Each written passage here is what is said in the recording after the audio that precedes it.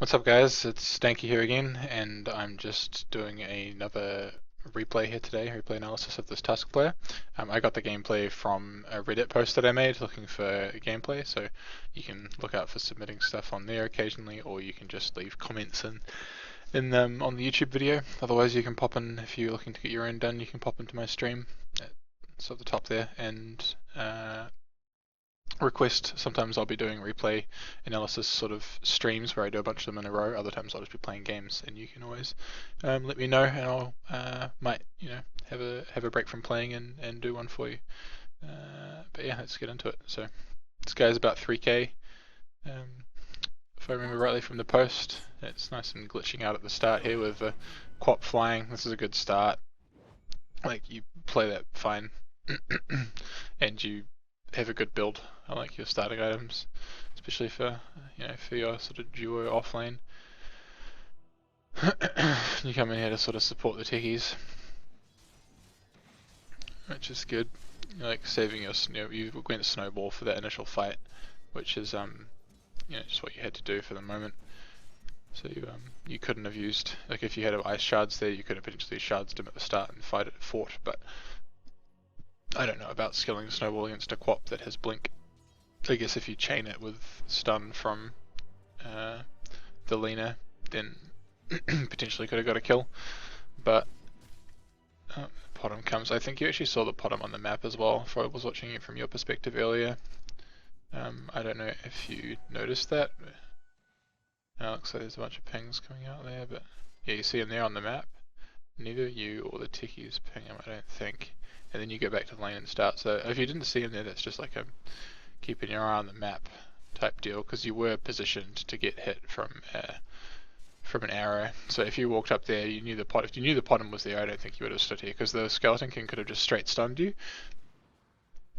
just whenever, and then followed up with a chain stun from the Potom, and you probably would have died, because there's not much your techies can really do to support you in that situation. So if you knew the Potom was there, I wouldn't have stood there, and if you didn't see him, then that's just a map awareness issue that you need to pay attention to. I don't know what your map looks like, but I have the little faces on my map, and I've increased the size of the pictures. I don't know if that's changed now in Reborn, if you can do that through the settings, or if you have to do that with a script, but can always have a gander, see what you find. I think you guys get a kill here. You do the old Tusk Tickies shenanigans, and then you managed to get the kill here. There's just a real minor thing, but you should move when you're attacking, so you get this, but you just kind of right click him. Like, if you watch your mouse cursor placement, it's just on the guy. You're like, there's nothing else happening besides the fact that you've right clicked the hero. So you should be microing a little bit better than that, because if your ice shards expired and you started running upwards, I've said this to other people before, but you should be right clicking to attack him, and then right clicking here to sort of move the way that you expect him to run, and then right click him to attack, and then move the way you expect him to run, so that you're keeping ahead of him. It's like orb walking, but with attacks. It's still important to do with melee heroes as well as range. Arguably more important with melee, because if they get out of your melee range, then you can't even hit them. Here you pop a salve at a bad time. I think it was just a fuck up on, like, you didn't see the Potom, it was unfortunate or something, but like the Potom hit you and then you salved. In this situation, you've got a salve and you've got a double killed your lane, you've got a clarity and a salve. The Potom isn't accounted for, and you don't really have any vision up in the jungle, so I would have been sitting like well over here or well back down in my lane, just salved up, clarityed up, or at least just positioned yourself on the left hand side of the lane so you can like see when people are coming, because then you're in a much better position to fight. I think you couriered up boots, or you bought boots, which I don't. It's a toss up. Like, you can either go for, but you've had a good start, you're low on regen, they've got quite a harassy lane, like the Lich can Nova you repeatedly, the Potom's coming in and out, you're going to be taking a fair bit of damage, so like either going for Tranquil Boots or for just a straight bottle, I think I like better than than going this brown boots first.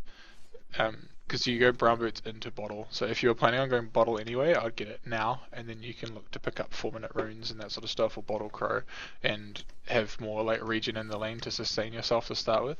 Like you can bottle up now and then potentially fight rather than and farm more, right? Like if you're at full health, you have the ability to continue farming. Whereas if you go boots, you have to kind of sit here playing passively and not progressing your farm anymore. So you could almost get your boots and bottle quicker if you do it the other way around. Keep yourself at high health.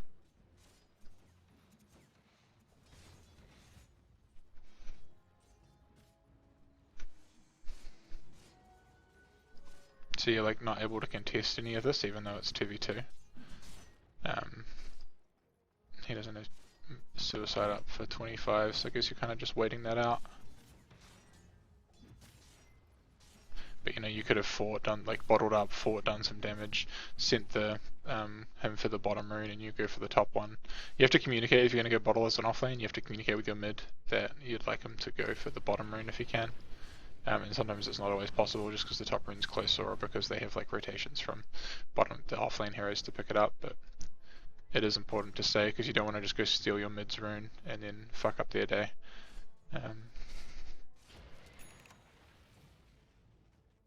I guess that was just because you're about to bottle up anyway, so you threw out on ice shards. It's fine. It's good, actually.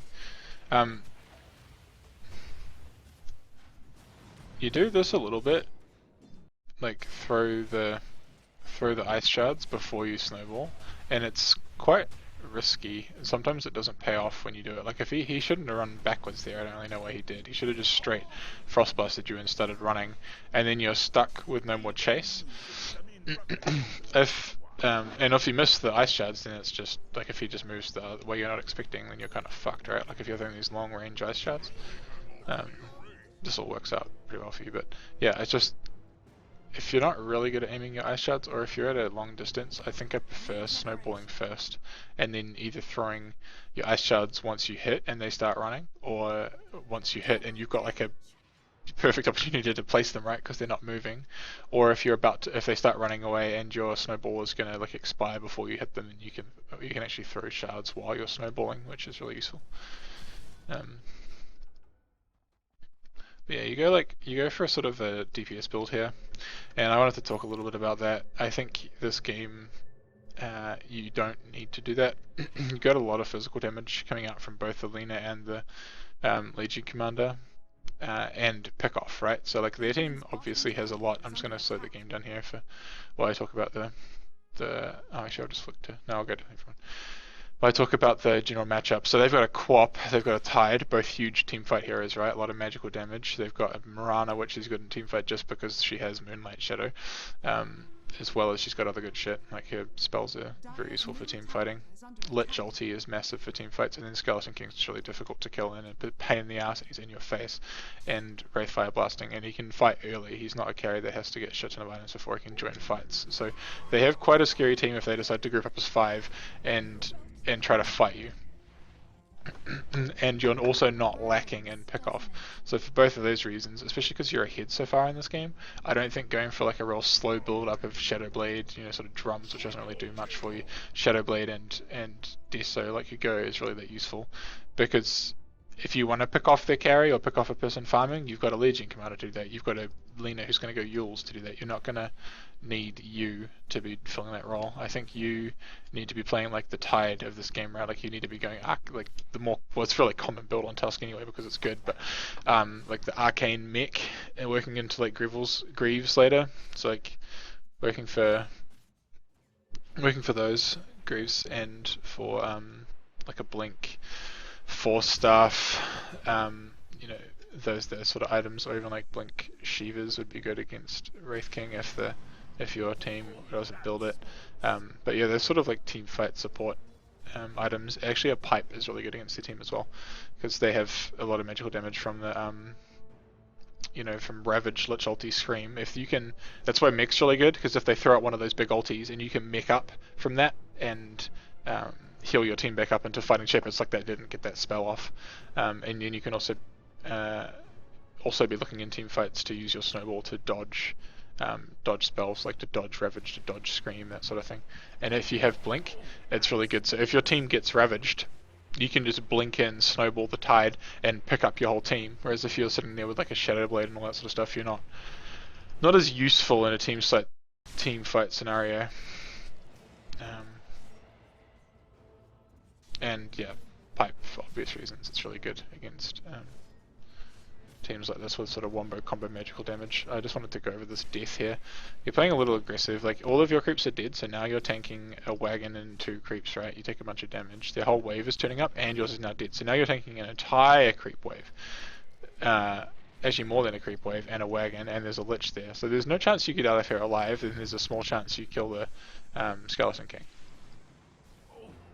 And if you're gonna go for it, you do it wrong as well, again in my opinion. So what you do is you try to throw your shards, but don't get them well. You sort of throw them too far because you're expecting him to run, which he shouldn't run because he shouldn't be scared of you in this position.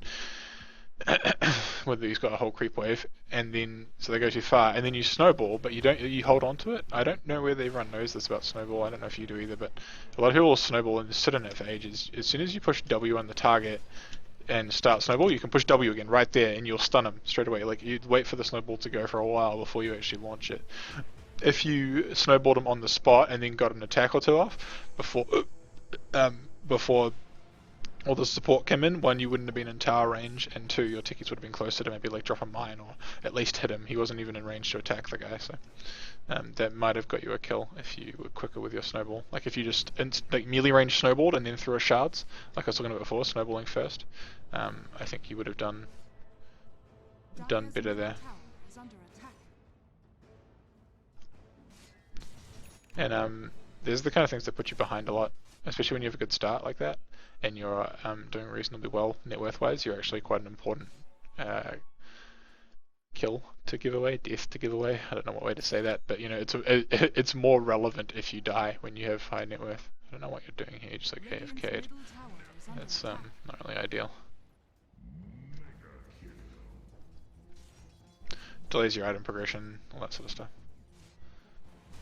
See, like you try to throw the shards and it doesn't work, and then you go back to what I'm suggesting, which is doing the snowball and then throwing shards. Obviously, the same thing doesn't sort of work in every situation, but I mean it worked there, right?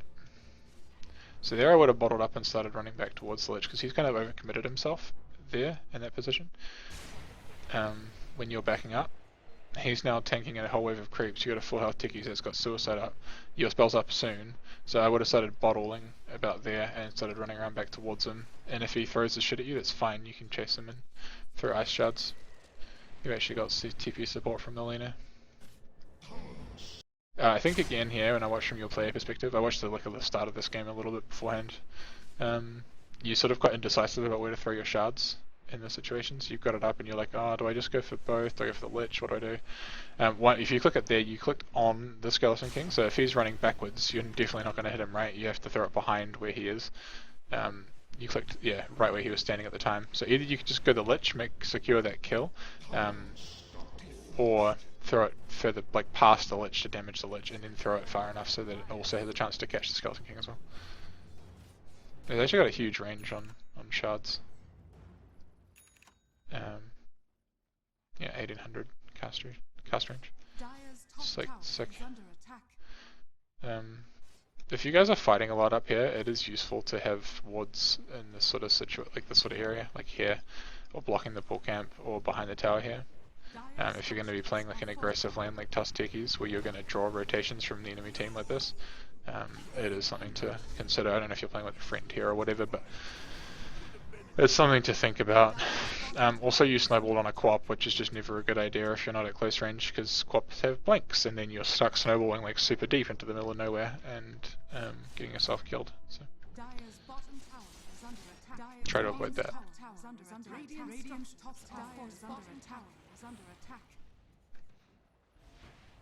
Dire's bottom tower is under attack.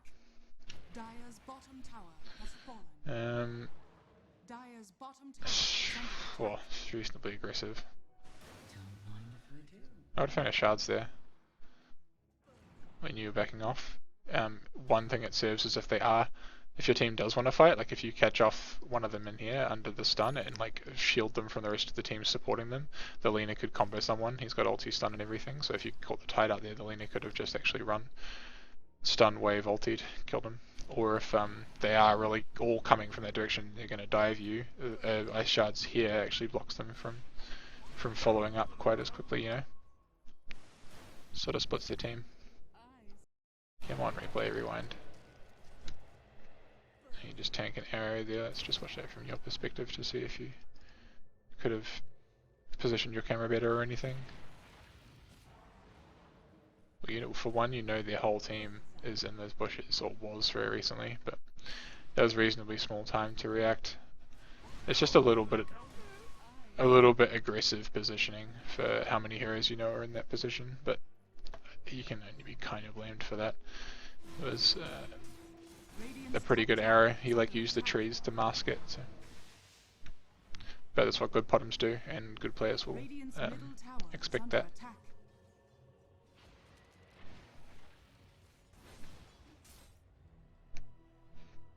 So these deaths have really slowed your item progression, right? Like you only just got your phase and you've got a circlet because you've died 3 times in a row top lane, just from sort of thinking you're further ahead than you are and pushing your aggression.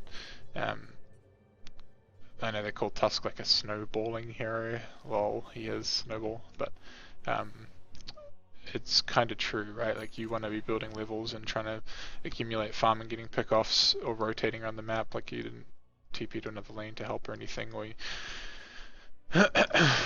and also you were, which I don't know if was right in that situation. I think staying in your lane's okay, but you weren't careful enough with your life, basically, and you've kind of assisted in letting their team back in this game when you were quite far ahead to start with. Giving away kills and levels, like levels and gold, but most of all levels to this team is really scary. You know, once they get ultimates and stuff, they start becoming a lot scarier.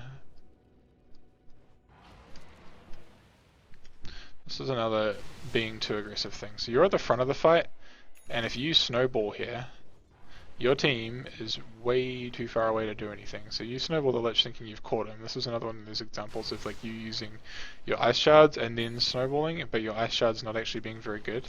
So the Lich is here at the front of your shard, so you can just run up and away, and if you start snowballing here, you're not going to hit him until he lands like here.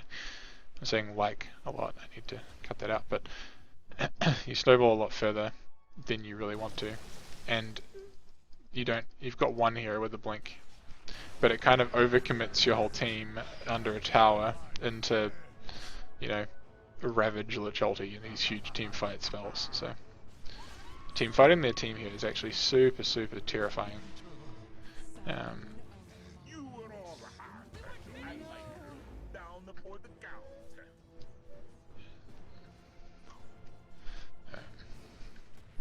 So you trade a few kills, but you lose your mid hero, which just sort of suck. And a couple of your heroes died first, which gave it again and again gave their team a lot of XP. But fighting them now is actually super strong. So against their team, you need to really play around your ultimates. Your ultimates are reasonably important, but they're pretty low cooldown. Laguna Blade is pretty low cooldown. Duel's pretty low cooldown. I think this one's a bit longer, yeah, 110. But it's not as good at this point in the game as it is later, I guess. But yeah, when they don't have Ravage up and they don't have Quap ulti up and Lich ulti, their team is a whole lot weaker, right? Like their whole team revolves around these sort of big AoE ultimates. So I'd be going straight back to mid now and sort of forcing a fight if once they've all blown their ultis. You don't want to just sort of go split off and farm jungle and stuff like this after you have lost, because otherwise you're just sort of like playing into their game. Whoa, what'd you do there? Wait, is that you snowballed your creep? Wait, did you think that was their courier or something? Or were you trying to escape from the Quap?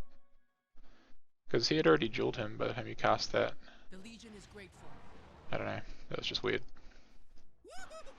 But yeah, I think some of your gameplay was at fault, but I think kind of just thinking about the lineup more and thinking about the game more would actually improve your gameplay a bit. You know, like considering what your team needs from you to do well in the game, and thinking a bit more about how your team matches up against theirs. Not just sort of like thinking, I'm playing Tusk, I'm going to go these items and I'm going to go punch things, you know? So think about how good a mech would be here, right? Like you've got 1800 gold. So they come in, they hit a big ravage. As soon as that's done, boom, mech. Everyone's almost like full health again, right? Huge heal. And now they've blown ravage and he's in the bad position and you're all fully healed up from mech with armor bonus. So that's the real strength of this. If you're going to look to fight their team early, having early mech is super, super important. And if you didn't go this bracer and went mech, you'd have it by now.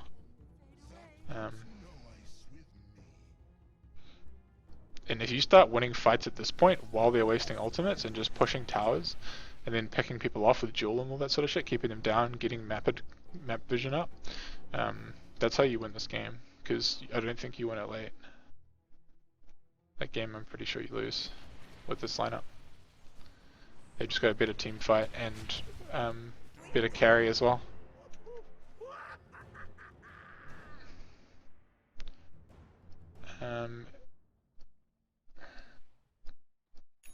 Their support scales similarly, but I think their cores are just better.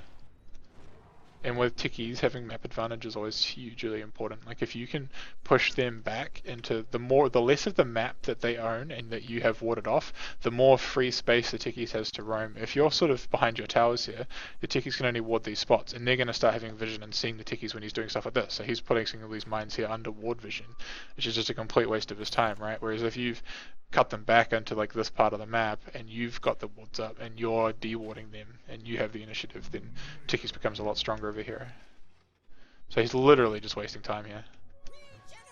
Getting no experience, getting no gold, and planting a shit ton of mines that are just going to get dewarded if they're not idiots. Also against the Tickies, Shadowblade is way less good because they get more likely to have sense and detection and stuff. Sometimes I forget about that too, like, but anytime you're going to build a Shadowblade, you need to think about what other sources of invisibility you have on your team that they're likely to have detection for. Sick.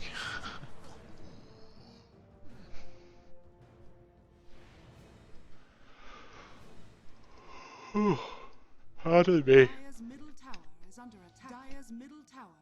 And now you've got blood in your eyes, right? Like you've got this syndrome that I see a lot in 3K players where they, like, I haven't watched endless games from 3K players, but I've watched a lot doing my replay analysis stuff. And they're just, this time in the game, they just think, okay, it's no longer required of me to farm at all ever, it's required of me to just run around the map looking for people to murder. And it's not always the best thing to be doing by yourself. When you're that deep with no ward vision and you're just hoping to find someone running around in Shadowblade, you don't know who's near them, you don't know who you're going to find. One, you could just die without getting a kill, and two, you can trade your life for another, which sort of delays the game, which is in their favor really. You want to be getting good pickoffs, like with a teammate, like smoking, looking for fights, looking for a pickoff with somebody else, or with your team. Or like supporting the LC or the Lena when they go for a pick, you know. So you've got some sort of, oh shit, potential if they decide to turn and fight you. So you're doing it again, just running around in invis, looking for a kill. I mean, like I said, that worked out, but the difference there was that your whole team was behind you, so you looked like you pinged him, told your team what you were doing, they came and you waited for them to start moving, and then you threw your ulti and, you know, started your initiation.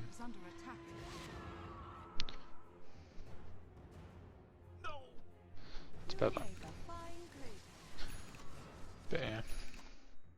Your guys' farm progression's kind of stopping now, and you don't really have the tools to team fight. But you're just sort of keep running into a brick wall and feeding kills and allowing them to catch up. Like trading kills is bad for you when you're ahead. Trading kills is fine if you're behind, because they get more gold out of it, right? Again, like I wasn't watching you, but it looks like you've probably just done the same thing again. You've spawned in, bought a TP. I can guess, I'm right. You spawn, buy a TP to a lane, hit your Shadow Blade button, and just run across into the enemy jungle, just like looking for someone to murder. It's just rinse and repeat bad. And like I was saying, they've got detection for tickies, right? So they had a ward, they've seen you, they know where you are, and now you're just dead. No trade, no nothing. You're just delaying the game, giving them gold and feeding your lead away, right? Whereas like what would be better is being like, hey, let's let's look for a pick off together. Let's try to get an ulti down or something. I don't know what the status of the ultis is at the moment, but like I mean, Quap ulti was down, Ravage was down. You could have gone and taken top tower, like taken an objective, and moved your, you know, presence in the game along, rather than just looking for these sort of like glory pick off kills, which are just complete chance. Like you got no idea what you're going to find up here, right? It's just rolling the dice every time.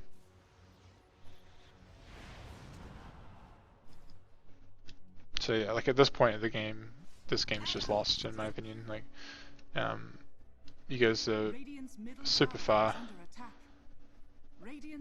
behind of where you need to be to win this game, because late game you struggle and mid game you struggle if they've got early levels. And you guys haven't really itemized correctly. He's got BKB. I would have gone an earlier blade mail on him if I was the Legion commander, but BKB is good, but you need. I'd better to have blade mail first, I think.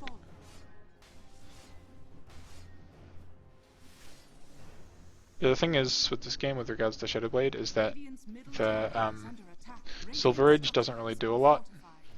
And I haven't seen you with Dust or Sentries at all, which is sort of a big important role as an offlaner. Offlaner sort of ganking hero, team fighting hero, you're going to have less items, and the ones that you have are going to sort of be utility. Like you're not building up a bunch of small items like a core, you generally have a bit more space to carry Dust. And against the bottom it's just mandatory, you're going to lose team fights if you don't have Dust. Radiant's top tower is under attack. So yeah, I don't really know what you can be doing to try to come back in this game now, but I think this tower has just been completely ignored by your team. Like, you're just running around middle, just looking to sort of brawl mid until to what end? Like, I don't know what your team is expecting to achieve out of just running into their team repeatedly in the mid lane with, you know, no real sort of purpose. You're just not farming very much because you're looking for these fights all the time. So your everyone's item progression is just slowing. Yeah, see, like they're getting just further and further ahead on net worth at this point in the game. And you guys aren't taking towers.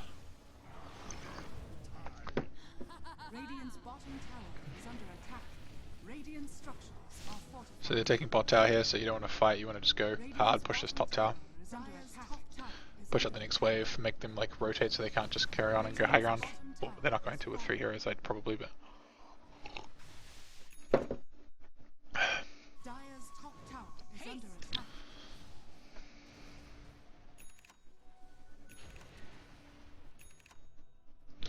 So Shadow Blading around looking for a kill in the mid lane. I don't know who on their team you're expecting you're going to kill. Like, it's probably the bottom is the only person you can maybe kill, but both of their squishy heroes have escapes. Lich is actually pretty hard to kill. Lich has got a mech and Ice Armor, right? Like, I don't even know if you kill the Lich if you find her by yourself, but I don't think you kill any of the other heroes, so it's the other thing that makes this build kind of ineffective.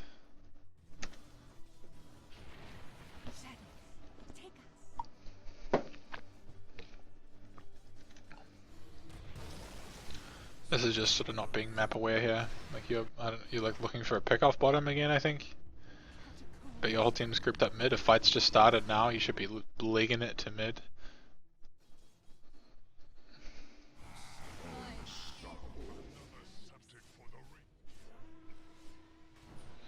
Yeah, I think this is just about to be the slow and painful death at the end of the game. But I think I've got pretty much all the points across that I'm going to get across for this game. We'll just have a quick look at how long they take to finish it. What have they got? Another like few minutes. Yeah, this game's over. You just gotta wander in. Let's watch the Roche fight, and then we'll call it quits, I think. Back up, smoke. It's fine. LC doesn't pop BKB before he jumps in. You snowball over everybody, which is good. You didn't just snowball the first target. But, I mean, everyone's just dead here. You got no detection, so you can't kill any of the heroes because they're moonlight shadowed, right? You're going into a Roche fight with no vision of them, so they just all disappear every time you try to kill anybody and you're done. That's why Podham's actually a disgusting pick in sort of like lower MMR games, because people just don't buy detection and you just push R and your whole team becomes invincible. So anyway, hope you learned something. If you looking to come see more from me, check out my Twitch channel or have a look through the other videos on my YouTube here. Cheers guys, thanks for watching. Give a video a like, leave a comment, give me something to incentivize me to do more of these. Cheers.